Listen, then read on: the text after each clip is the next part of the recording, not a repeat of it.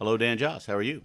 I'm doing well. How are you? I'm well, thank you. Good. So the kids are back in school. They've enrolled back in school. That's right.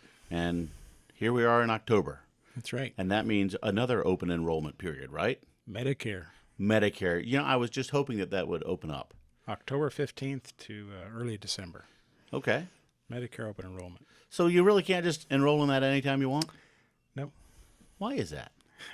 I don't know. Maybe it's because the government made a rule. Well, first you have to wait till you're age 65.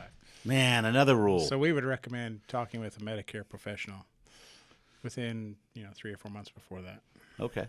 Before you turn 65. before you turn 65. You mean creating a plan? That's right. Getting the information needed to make an informed decision? That's right. Man. Some people under age 65 can get Medicare, but you'd have to have certain disabilities. Okay. So we'd not recommend that route. Yeah, probably not the preferred path. But it's a government health care plan for retirees. There's parts of it, I guess, part A, B, C, and D, and then some other things to know about it. Okay. So we'll talk a little bit today about the parts of it and what to do, and what to do if you retire before 65. Okay. Right? If you were to retire next year, Next year, late 50s, late 50s? can't sign up for the government I can't? retiree health care because you're not 65. Okay. So what do you do? Keep paying for it out of pocket. Keep paying for it out of pocket. You could have COBRA for a period of time, Okay. but that costs. I understand that Cobra can be pretty deadly. It can be. Yeah. And I got bit by a copperhead once. You know that? Those I did not know Those that. aren't as deadly. Okay.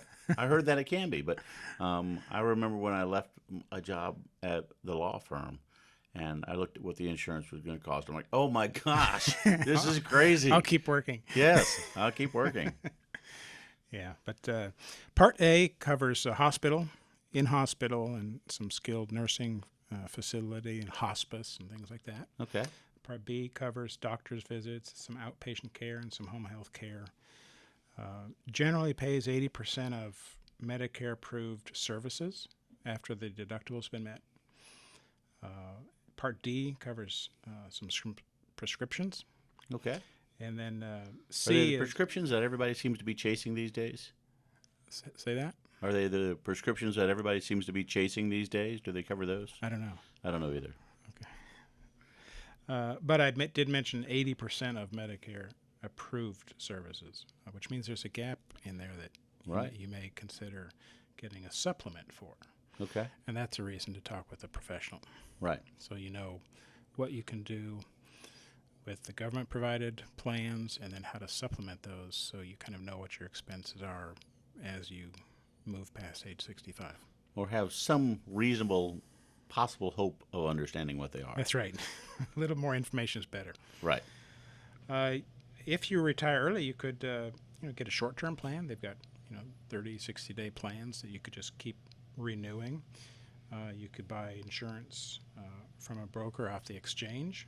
You could get a part-time job that offers those benefits. Mm-hmm. You could self-insure. It just depends on your particular situation and the resources that you have. Right. Okay. And so the you mentioned if you retire early a couple times. Mm-hmm. So it seems to me that this is tied to retirement. Most people do connect the two, Okay. retirement and 65. Okay. But as you know, Social Security used to start at 65, and now for the younger people, it's 67, and they may change that in the future. Okay. And so it used to coincide, but it doesn't anymore. Right. And so because it used to coincide, people used to connect those two. I retire, then I get Medicare. Mm-hmm. But those just were by chance. Okay. And that's not true anymore. So if you're 65, and the start of Social Security, too. So Social Security starts now at 67 for the younger people, but Medicare starts at 65. But what if you want to keep working till you're 70? Then you keep working. Can you still get the Medicare? You can, but that's why you need to talk with a professional. Coordinate those Coordinate pieces. those, okay. Yeah. Okay. Because there are, like most programs, penalties for not doing certain things. Of course. So Penalties with the government. Never. Never. This is just shocking to me, Dan Joss. there's a penalty for not doing something. Yes. Yeah. Sometimes there's a penalty for doing something. So it does probably make sense to talk to a professional on this. That's right. And just coordinate those benefits. And if your spouse is working or if they're not, coordinate the benefits of what they have or don't have. Or just tell your spouse what to you get up may off need. the sofa. Maybe. Maybe. Maybe I'm the spouse that's on the sofa. Okay. Could be. Could be it. So either way, they should call a professional. That's right. You know, I bet there's a professional that I could really recommend.